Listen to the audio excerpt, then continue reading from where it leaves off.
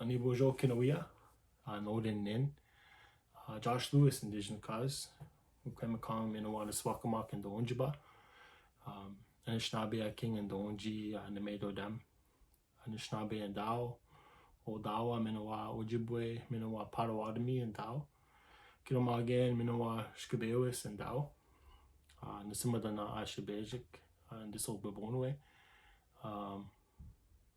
Miigwech. So that was my introduction, and what I said was, hello, everyone. Josh Lewis is my name. You can also call me Noden if you want. My family comes from Wikwemekong First Nation, unceded territory. And I grew up in Sudbury, Ontario, on Huron-Robinson Treaty Territory, Ojibwe territory. And I'm now here on unceded, unsurrendered Algonquin territory. And I've been here for the last 6 years. I also said I'm part of the Sturgeon clan, and so that's a bit about my responsibility being Anishinaabe. And so I said I'm also Anishinaabe, but more specifically Odawa, Ojibwe Potawatomi, bunch of connections there, as well as Shaganash or White. I also said that I'm an educator and a helper in the community, and that I'm 31 winters old. And so for many of you that don't know me, again, I'm one of 2 Indigenous student support coordinators in the OCDSB. And so a big part of my role is to connect with students from kindergarten to grade 12, connect them with cultural support, academic support, community support, just whatever the student needs to be successful in school. I try my best to connect them with that. And so that's a bit about who I am. And today's video is about Anishinaabemowin, that language that I just shared with you. And I want to talk a bit about what it means to me, why I'm reconnecting to it. And then after that, I just want to share a few words to kind of help you understand a bit about the richness of Anishinaabemowin. So I guess to break down the word Anishinaabemowin, the way that I was taught, like Anishinaabe kind of means like the people who are put here to do good things. That's how I've been taught it, Anishinaabe. Anishinaabemowin is kind of like the law of Anishinaabe. And so when I hear that, it kind of reminds me of like how we communicate. We speak Anishinaabemowin. It's our way of communicating. It's our way of conducting ourselves and things like that. So our language is super important. And I just want to acknowledge that all Indigenous languages are super important. So whatever language you belong to, whatever language is part of your family, keep learning that language, reconnect to it, because it's probably the most important thing you can do to reconnect to your ancestors. So again, for me, Anishinaabemowin is a language that has been spoken in my family for forever. It's only my generation fully that it's been disconnected. And that's okay. There's a lot of reasons for that. And we learn about that throughout our history, that there's many things that the Canadian government did to Indigenous folks for us not to know our languages. Residential schools, day schools, 60s scoop, assimilation tactics, enfranchisement, displacement. A lot of things were done so we don't know these languages. But the thing is, they're still alive. They're there in our songs. They're there today with all these different resources, and through technology even. Our languages still exist, and they're still living, and they're waiting for us to connect back to them. And so for me, I've always had that calling to go back to my language. As I mentioned earlier, the language has been in my family for a long time. My grandmother, my Nokomis, she is a retired language instructor. She actually taught language for like close to 30 years, I believe. And she still teaches it now, even as she is retired. I have many aunties and great aunties that speak the language. I have a great auntie who's a pioneer in putting language into written form so that my generation can learn. So I have all these deadly language teachers in my family. And so for me, I'm so blessed that I can reconnect to that. But for a long time in my life, I didn't even know that that was happening. I didn't even know that that existed and the importance of it.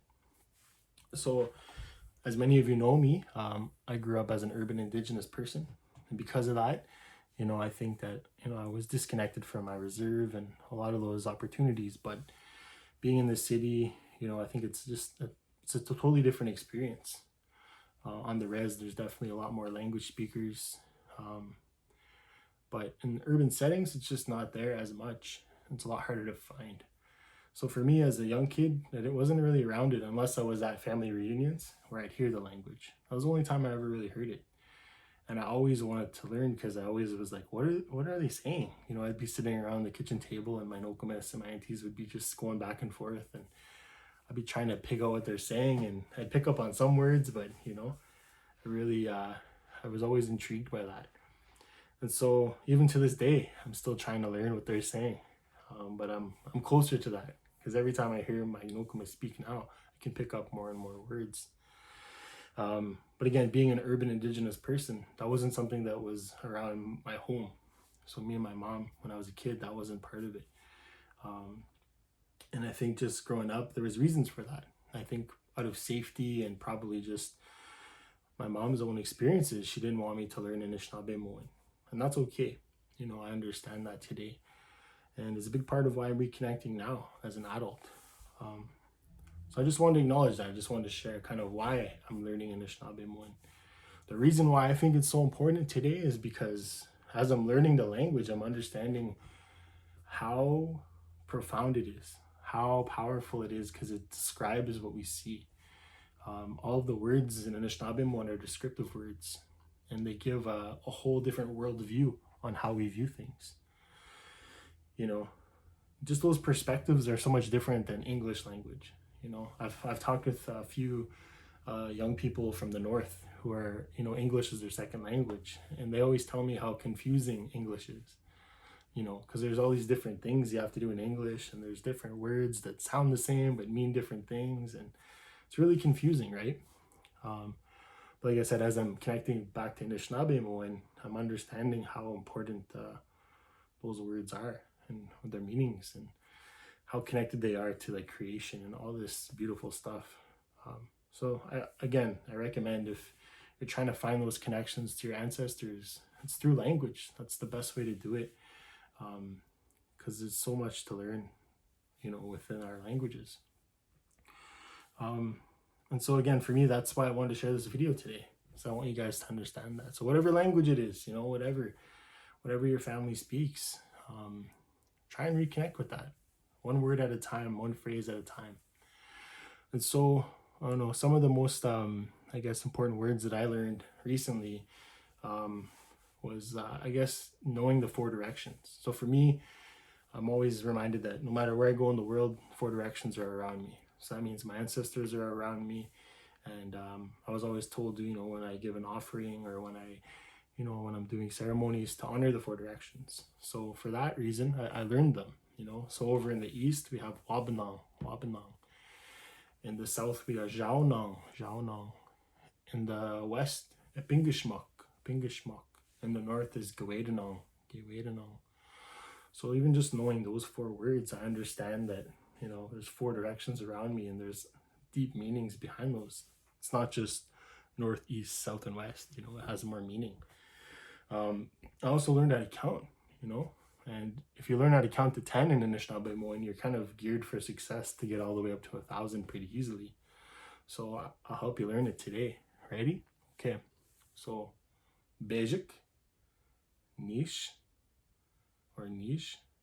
Nswe, Niwin, Nanin, Ngodwaswe, Nijwaswe, Nishwaswe, Jongswe, Madaswe, Nishin.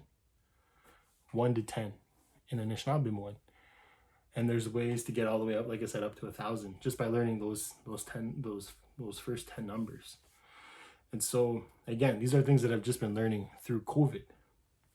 One of these cool stories that I've been learning too is stories of Nana Bojo.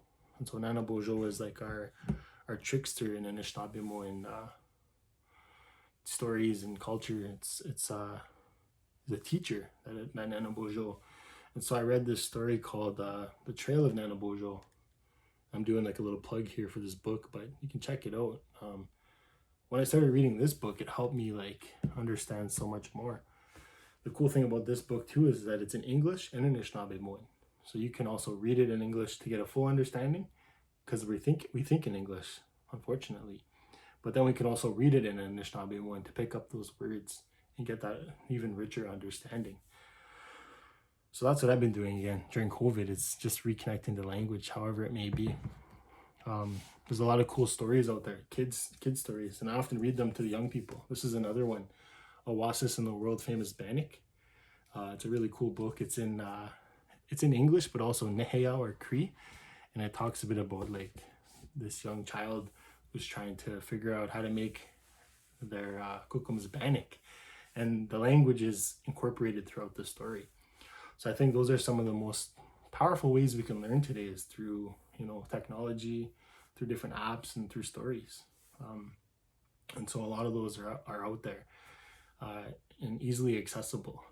So in this video, in the description, I'm going to share some different language apps and stuff like that, different resources for you guys to take a look at. But like I said, especially in this time that we're in COVID, we have a lot more time to ourselves, a lot more time to reflect. And like I said, for me, it was like, this is the perfect time to reconnect to my language, Anishinaabemowin. I'm so grateful that I'm doing this today.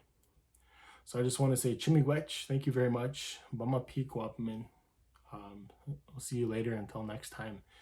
And just keep learning your language. Try it one word at a time.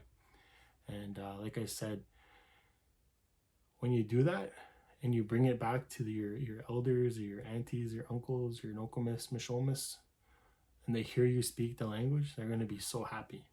And so I just want you to know that. Because I see that in my own grandma, my own nokomis.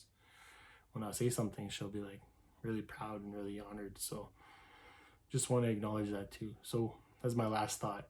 Thank you for viewing this video, and yeah, we can talk a bit more about it another time. But until then, Bama pi, and we'll connect soon. Okay, take care.